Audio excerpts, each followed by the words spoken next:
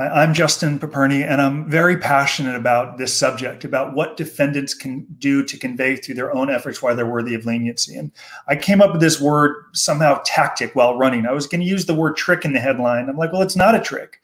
It is a tactic, something you will need to put in place if your goal is to get the shortest sentence in the most favorable institution. I believe we send too many people to prison in this country. The sentences are far too long. So whether we guide you or not, I want you to be prepared and take action to earn the shortest possible sentence. That's why you're here, not to hear me ramble about subjects like why I'm wearing a sweater in 93-degree heat in Irvine. I don't know. But I do know how you can get the shortest possible sentence. And that's going to come. Let me talk about tactic for a moment. I actually wanted to make sure I was using the perfect word here. A tactic, an action or strategy carefully planned to achieve a specific end. Your end, I think, is knowing you go to a sentencing hearing, having done everything possible. That includes making sure you're ready for the probation report.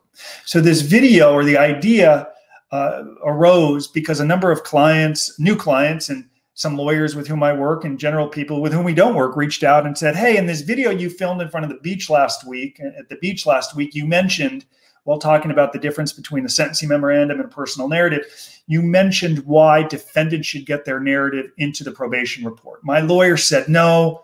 A lawyer said, I've never done that. I've been doing it for 20 years. I think it's part of the reason our team has trained lawyers across the country on sentencing mitigation, coming up with creative, strategic, boutique ways to prepare. But a lawyer said, hey, I've never done it. I'm open to the idea. Why? Defendants have said, why? So to understand why, and to really hammer home the point at the end of this video, I'm going to put up a video where Michael Santos, my business partner, interviewed Judge Mark Bennett, a federal judge on the bench, tells us, in his opinion, why, part of the reason why it can be very powerful to get a narrative into the PSR. So stick around for that video. I'll also put up the 4 points on how to create a powerful narrative with Dr. Phil. Again, it does no good to write a narrative if your messaging is off point. It's part of the reason lawyers, rightfully so, are against narratives in a PSR or to sentencing if the message is off point, if you're excusing or blaming. I'm working under the presumption, again, very active with the hands today. I'm working under the presumption your narrative is going to be kick-ass or best in class. So let's talk about why we want to try to use your personal narrative to influence the probation officer. Well, we want to understand the stakeholders. The probation officer is going to be cynical. The probation officer is going to have spoken with the prosecutor. They're going to have read your plea agreement, probably Google you to read the Department of Justice press releases the DOJ puts out. So they're going into this interview cynically with the understanding you're saying, I'm sorry, only because you got caught. So we've got to understand the stakeholders. Now, presuming you have a best-in-class narrative, and I'm actually going to walk you through an example here in a few minutes of a case that I'm working on right now, and how a lawyer who had never done this before writes in the email, I'm convinced. And I really applaud the lawyer for coming around and for accepting there's a better way. Sometimes I'm critical of lawyers, though in this case, I think it's wonderful that the lawyer saw reason, understood that this was in the best interest of our clients. And I hope that those of you watching whose lawyer, if your lawyer is against this, if your lawyer does not believe in getting the narrative into the PSR, or if your PSR is already complete, still sending the narrative to the probation officer to read, because your probation officer may very well be at your sentencing. So we always want to be influencing this person. So never give up. Push, push, push. You don't have to say some dude out of jail, me, suggested the idea. They may get nervous. They may get insecure. They may say, I don't care the guy was on Dr. Phil or on the Washington Post. He's a guy out of jail. I'm your lawyer. So understand the messaging. Send him the video with Mark Bennett, a federal judge, talking about why. So coming back to why. If your lawyer loves your narrative and understands it can help you in front of your sentencing judge, does it not seem logical that you would also use this same narrative to influence a probation officer who's going to make a recommendation on how long you should serve in prison? I'm going to say that again because it's really sort of a big deal. And I don't know how long this video will be, though. If you're interested in getting the shortest federal prison sentence, you'll hang around. I'm going to say it again. You will write your personal narrative to influence your sentencing judge. If you understand that the probation officer is going to make a recommendation to the judge on how long you'll serve in prison, you will be proactive with your lawyer in conveying why you need to get this narrative into the probation report. Again, I'll say it redundantly. The probation officer is cynical, and they will make a recommendation how long you're going to serve in prison. So why not use this powerful, persuasive narrative to convey to them why you're different? then ask them to copy and paste the narrative and actually get it into the report. Then at sentencing, the judge sees that it's in the PSR. As Judge Bennett said, judges will see that you've taken the time to create this document well in advance of sentencing. We've had specific examples where a probation officer has made a recommendation, a downward departure recommendation, in part because the defendant showed up or following the interview sent a compelling first-person narrative that identified with victims, articulated their remorse, expressed why they'll never return to a courtroom, and shared valuable lessons they were learning. We've had probation officers say, I've never seen this, and I've been doing this for 24 years. That same probation officer at a sentencing hearing comes to the defense. So when people ask, why would we get the narrative in the probation report? This is why. And now I'm going to turn to a specific example with a client that we just went through a couple of days ago, yesterday, actually. So I received an email from a client's lawyer, and he said, Jose, Justin, I'm very pleased with the work both of you are doing together. The letters are really good. I like the draft of the personal statement much more. I would take out the discussion on page 5. The background sections, page 2 to 4, are usually what we include as part of the memo. PSI focuses on contrition and acceptance. Happy to discuss timing of this. So here's my response. And feel free to use this with your lawyer or portions of it with your lawyer. I said to the lawyer, hi, John, thank you for the nice message. I'm pleased to know you are finding value in our work. Again, thank you. And to our client's credit, when he retained us, his lawyer had never really worked with a consultant, didn't know what to expect, but the lawyer was open to it. And we've had a very nice working relationship. He's relied on us extensively for the narratives, for the letters, and to prepare our client for the PSR interview today. So I responded to this lawyer and I said, to the subject of timing, here are my thoughts. We have had huge success having clients turn in their narrative at or just after the pre-sentence interview. For example, a client in Philly just got a downward departure recommendation because the probation officer was so impressed that he took the time to write such a lengthy document about his life. Of course, there is no guarantee that happens, but what is the downside?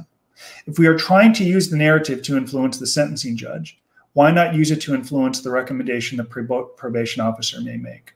I see no downside. To that end, I attach a 2-minute video of the federal judge who expresses why getting the narrative into the PSR is a good idea.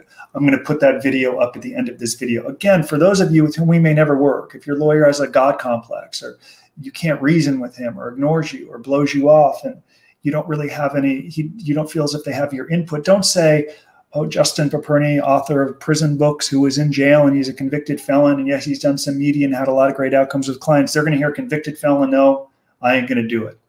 If they see a video with a federal judge, they may be more inspired or imbued to take the idea. Some people will just say no because of the messenger. And I'm still a convicted felon, and some lawyers want to run the show. And that's okay. All I care about is ensuring that you get the best possible sanctions. So don't say the idea came from me. I don't need kudos or credit.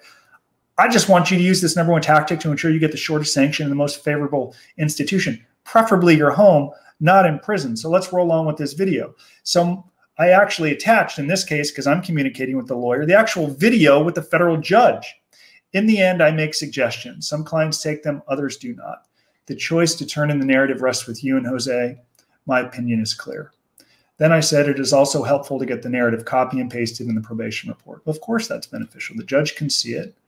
Prison staff can see it. If you articulate drinking or substance abuse, a case manager in prison could look at your PSR and see that you documented and disclosed it properly. It's just so original. It's so terrific, presuming the message is on point. In advance of sentencing, the narrative may be updated. Our Jose is writing a book and he is building a new record that will help him earn a living and make payments in the future. In my experience, it is a good idea to discuss future plans in a PSR. For that reason, I encourage Jose to talk about his work. He could say, I made bad choices. I am ashamed. I blame no one but myself. Because of my bad choices, I have really impacted my ability to get a job or hold a license. I have to create a new path moving forward that ensures I make my victims whole and also provides for my family. To help, and in addition to my personal narrative I will be sending you, I am investing hundreds of hours writing a manuscript and course that will help other executives understand the consequences of bad choices. I do not want anyone else to go through this. I will plan to send you a copy of the book when it is complete. Continuing, if Jose finishes the book, he should send it before sentencing. A client of ours in Philly did just this. Actually, I'll put up a link to that. Branden Coluccio, a client of ours, we did a YouTube video with him where he talked about how impressed the probation officer was with the narrative and book. It was very helpful at sentencing and in the probation report. We filmed a video about it. Then I referenced to the lawyer the specific YouTube video with our client. Again, it's not us saying it. It's a client. It's a case study. It's a federal judge. Right? The messaging has to be on. With respect to background, again, that is a call you and Jose make. I think it is best some of the background come from a defendant in their own words. Perhaps as you write the memo and as you write about background, you can insert parts of the narrative. Again, I do not know your process to write the memo, and I defer to you on how you will submit this background. To close, I think there is huge value in getting the narrative into the probation report. I would send it a day or two after the interview. I do not think Jose should ask for permission to send it. The person may say no. I would say during the acceptance of responsibility portion, then I go on to the statement that he makes, and so on. The lawyer, to his credit, responded, "You've convinced me. Let's do it this way." Number two, he says, send the narrative a day or so after the interview. So what happened was our client had the probation interview today, and I am not going to get into all of those communications, but the probation officer essentially said, "Wow, I cannot wait to read your narrative. So I applaud you for writing it. When will you send it to me?" You want to look at the process with the probation officer of nurturing a relationship. There's an old cliche in sales that says when you got, maybe someday you're married, you don't walk up to a woman and say, "Hi, I'm Justin. Would you like to marry me?" They may think you're insane. You want to nurture the process as best you can. When I met my wife, Sandra, I didn't say, "Hi, I'm Justin. I just got out of jail. Would you like to marry me?" She'd have probably called security. We met. We went for a walk. We had a cup of coffee. We had another cup of coffee. We had another cup of coffee. We nurtured a relationship, and now we've been married for 7 years, and we have 2 kids that are remarkably quiet in the other room right now. In fact, I hope everything is okay. Well, I want you to also be nurturing a relationship with your probation officer. Great interview. Let them know you're not asking permission. May I send it? They may say, "No, I'm busy." You're not asking permission. Send it, presuming it's the right narrative. Follow up with the narrative. Follow up again. And again, in this case, our client, and we're working on a book together and a course, and it's really articulating what he's going to do with the rest of his life. And I know it's going to help him at sentencing, but you don't need a book or a course. If you don't, the narrative is just fine. So I'm going to wrap up this video in the next minute or two, and then go to the video with Judge Bennett and then the video with Dr. Phil. If your goal is to earn the shortest federal prison sentence, you've got to work. You've got to hold people that you hire accountable. So if your lawyer is reluctant to turn into the PSR, you don't have to send them the video with me. Send them a case study that we produce on why it works. Send them a video with a federal judge. Find a way to let the idea be theirs if they're not open to it. But also, if they're totally unopen to it, you've got to have a very tough conversation with him and get reasons on why beyond, "Well, I've never done it before." I filmed a video last year before I did a lawyer training in Richmond, Virginia, where I mentioned I know of a client was going in front of a judge who loves sentencing videos. And the lawyer said, "Well, I'll never do one." And we're like, "Well, this judge wants a sentencing video." And the lawyer said, "Great, I've never done one, I'm never going to." That does not work in the interest of our client. He was letting his ego or his inability to work or get creative get in the way of what he was retained to do, which is ensure he's doing all he can to have the client get the best outcome. So that's how I'm going to wrap up here. If the message is on, you should absolutely get the narrative in your probation report. It should influence the process. To those of you, if your probation report is already done, and I know I'm going to get some of those messages as well, like, "Dude, I just saw this video. My PSR has been done for 2 weeks, for 2 months. I'm getting sentenced next week. What do I do?"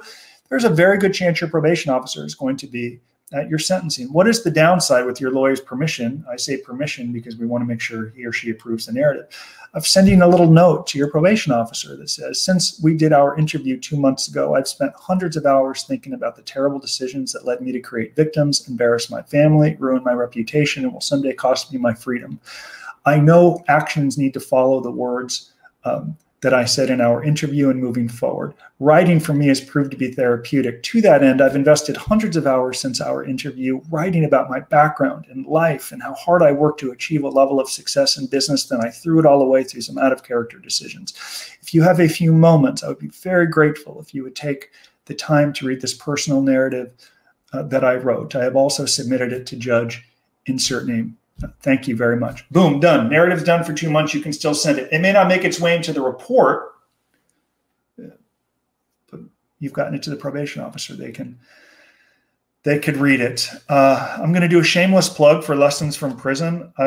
For all of you, should go to page 217, where I write a little bit more about the cynicism and the understanding of the stakeholders and their perception of you and how you can begin to manage it. And I think you manage it best by taking matters into your own hands and engaging in creative tactics. So that's how I'm going to wrap it up as I turn it over to Judge Bennett, and then a 5-minute video with Dr. Phil. Of course, if you find value in our content, subscribe. More importantly, if you'd like a free copy of Lessons from Prison, simply go to White Collar Advice and opt in. In the last week, I had someone tell me the book was garbage, and then the next day, someone told me the book was transformative. Do with it what you will. Do with it what you like. I think if you implement some of the strategies, you'll be further along, but you have to do the work. You have to invest the time. And if you can do that, I think this video and this tactic will help you get the shortest sentence, which is the only reason you're on this channel today. Thank you very much. Enjoy the videos with Dr. Phil and Judge Bennett. Bye-bye. And if the individual really wanted to take advantage of that wisdom that you just provided, would it behoove him to begin crafting that narrative and writing that narrative even before he has the pre-sentence investigation report, so he could communicate that to the probation officer, thereby giving the judiciary an opportunity to review even before elocution and maybe test the theories that the defendant is offering at the pre-sentence investigation report? Well, that's one of the best ideas I've ever heard. And the reason why I hadn't thought of it is I'm not sure I've ever seen it. But I would be super impressed in reading a pre-sentence report if I knew that the defendant had thought about that even at the time the pre-sentence report was being prepared, rather than waiting until the night before sentencing to come up with it. So that would be astoundingly impressive to me, to have a defendant that thoughtful and a defense lawyer that thoughtful that they would include that information in the pre-sentence report. And the pre-sentence report, because you read that, it's primacy and recency. Because you read that before you go into sentencing, I think most judges read any complicated pre-sentence report at least a couple of times. I know I do. That helps shape your frame of reference and your thinking going into the sentencing.